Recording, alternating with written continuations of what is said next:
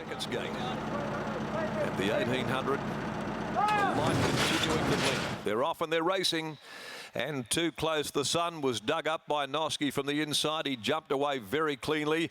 Misty Lad, Perceptive Miss also had left the gate smartly. Going up is Aconite, Jazz Para.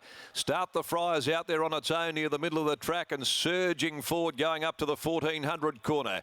Settling in behind those next of all is Rivalry Galore, passed by Jazz Para. Then Burning Pride, who settled down on the inside of Gauged. Third from last on the rails then is Make Mine Champers in front of Dark Royalty. And the tail ender is Musical Art. They near the 1200 and they start the run out to the river side of the course here. Too Close the Sun, fresh first up, running along. Held down by Noski though, just trying to give him a little breather from Start the Friar, sitting at his girth.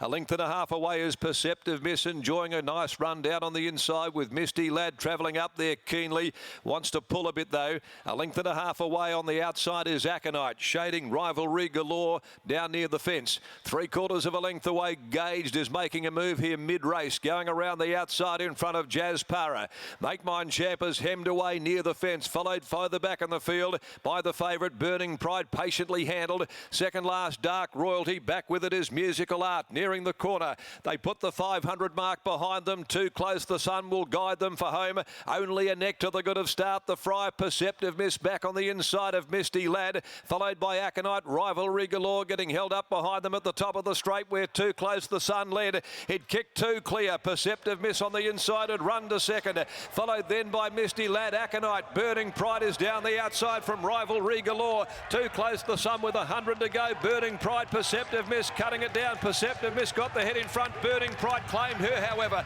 and Burning Pride finished too brilliantly.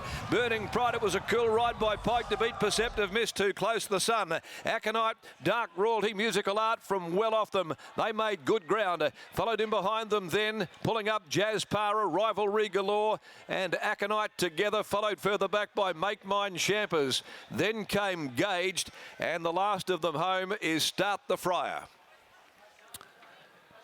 Burning Pride, William Pike. Cutting them down, back there third last nearing the corner. And he knew what he had underneath of him because he didn't seem too concerned. And then the clock started to tick. And he took off and she got them here, Burning Pride. By Blackfriars, 9 rides, 5 wins for the Wizard here on this Grant and Alana Williams trained mare. Number 7 is first, second is number 11, Perceptive Miss. Another ultra consistent performance has been produced by her.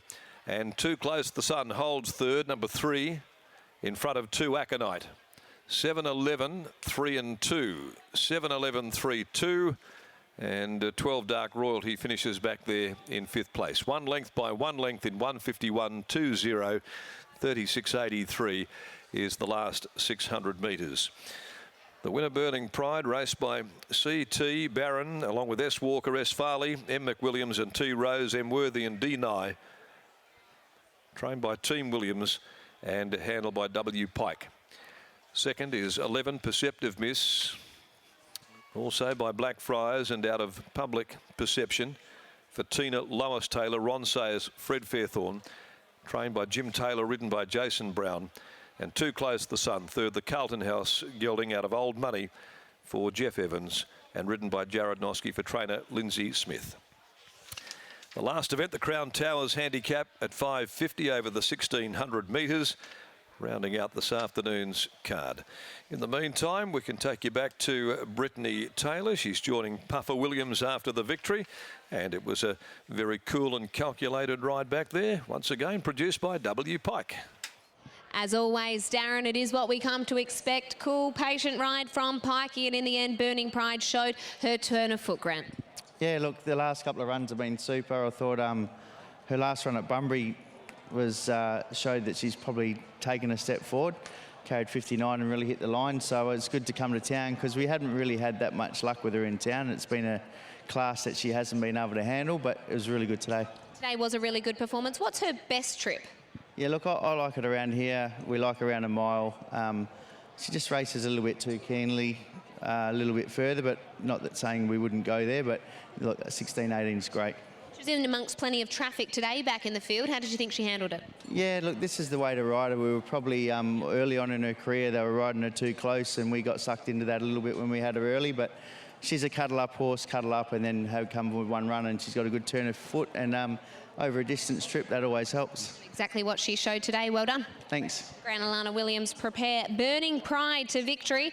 It's a Quinella for Blackfriars, who of course Scenic Lodge will present his last crop of yearlings at this year's Perth Magic Millions in just a month's time. So great to see Blackfriars producing winners here. Scott catching up with Willie Pike. Thanks, Britt. Pikey, can you talk us through the run there? It looked in the head-on, at least, when watching the race live, like you were in a fair bit of traffic back there. Yeah, I was in a lot of traffic. It's typical in some of these races, a bit of a shuffle going on, and I kept losing spots, and that doesn't really suit her because she pulls quite hard.